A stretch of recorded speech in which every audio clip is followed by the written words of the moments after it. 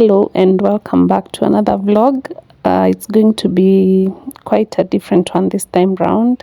I'll take you with me to a location I really enjoyed over the weekend, and it was just a few hours away from Nairobi. You'll see the location. This day it decided to rain, and it was really cozy weather. The time and the distance was worth it, as you'll see in the video. So please, before you continue, kindly subscribe so that you can be notified whenever I upload such videos. Like and share this video as well, and put your comments in the comment section of what you'd like to see in the next one.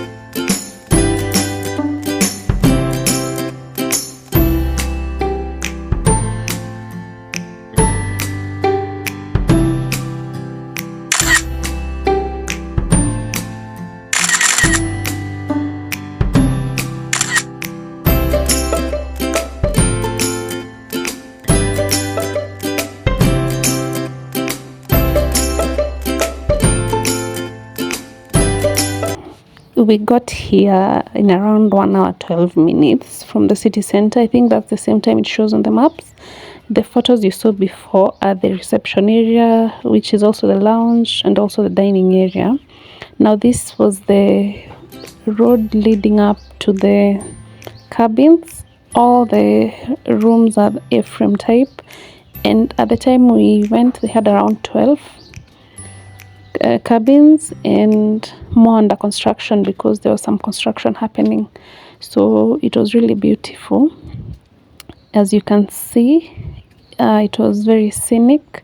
There was a lot of vegetation, there was a lot of beauty, the birds singing, there was a river flowing just next to where I was sleeping. This was room number 3. It is where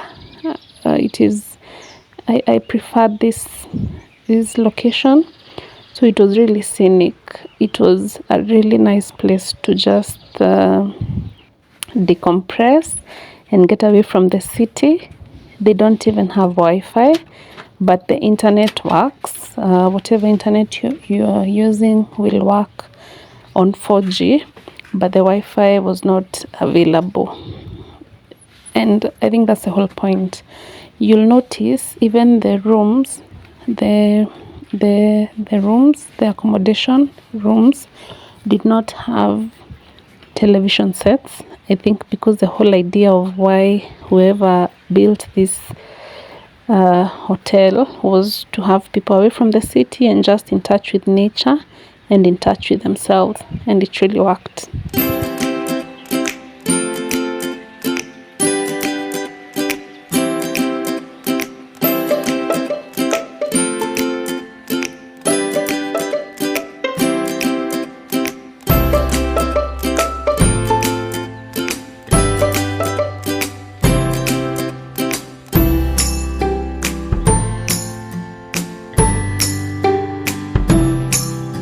As you can see, all the cabins looked the same. They were A-frame cabins. Some were raised with only wood, but some had a bit of stone finish to it. I think there was a difference, but what I used was the ones raised by wood. It was just enough for a double bed, so it wasn't a lot of space.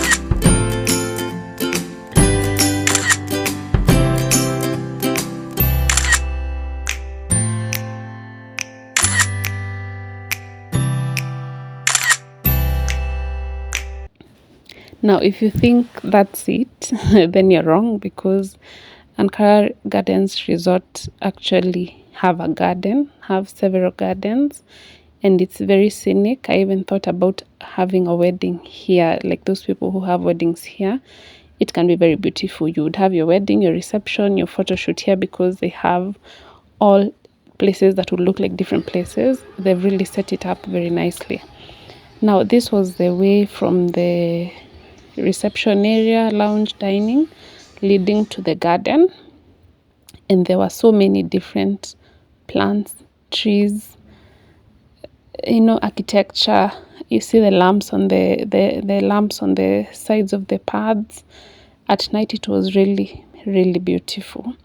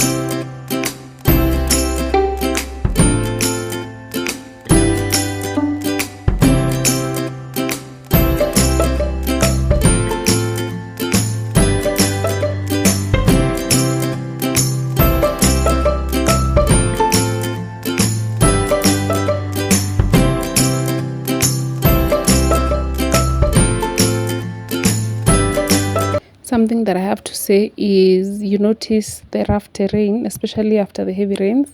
So this was the road leading up to the reception area, and down there is where the main gate is, and it's also quite a distance. I think it's like a kilometer away from the gate. So if your vehicle is not able to handle that, you'll be shown the garden area, the garden parking area, and then you walk towards the building area. This was the garden. This was one of the gardens, but I think majorly this is what is used for events such as weddings and any other events you may have. It was a very well carpeted garden. This was another garden. It had more trees, and it was very well manicured. As you can see, it was actually very well done. It's only that the grass was a bit wet because of the rain, but it was very nice, and very nice for a walk. It's very calming for the soul, very good for meditation. The garden had a very good location, even for time out. If you want time out from things happening in your life, it's just a very relaxed environment for all of that. I took a few photos of the garden, of the different plants. I think they had so many varieties. This could actually be a science project somewhere. There are beautiful flowers, beautiful vegetation, different trees, just so many things, and blending in so well for such warmth for our eyes. It was really nice.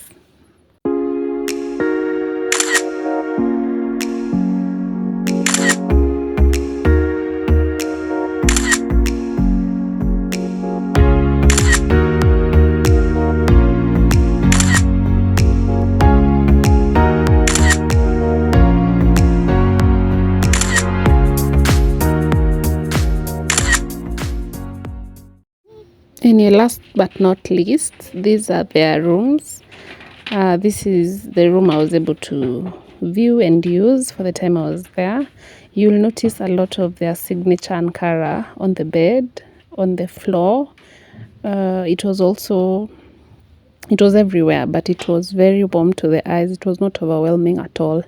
So you can see they had provided their 2 desks. There is no television or Wi-Fi or anything. It's just you and yourself and whoever you took with you.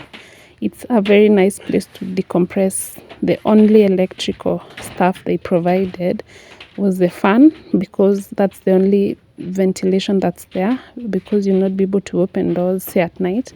The wooden cabins had a rustic design, very classy, and other old-fashioned details like lanterns, the furniture, and it looked very appealing to the eye. Now this was the washroom. It was a combined toilet and shower, also made of wood panels, but on the other side where the shower was, there was some non-wooden panel. They provided the toothbrush and the toothpaste, and everything was so clean. Now this is the shower. It was a very unique design because the switch actually activates both the water supply and the heating, but there were some two knobs which regulated the pressure and the temperature of the water. So this was the shower area. So there was the fan, and then the two desks. They had provided a book and a magazine, some 2 cups and instant coffee and tea bags just in case you'll want some tea. And that was very handy because being the rainy season, it was a bit cold, and also this room was next to the river, so it was a bit breezy, so the tea really came in handy. These are just a few more photos of the room, the lounge, the food, anything else that I have not shown you yet. And the hotel is available on bed and breakfast, on half board, on full board. So you can go ahead and check out their website. They're also on Instagram. And I hope you enjoyed this vlog. See you in the next one.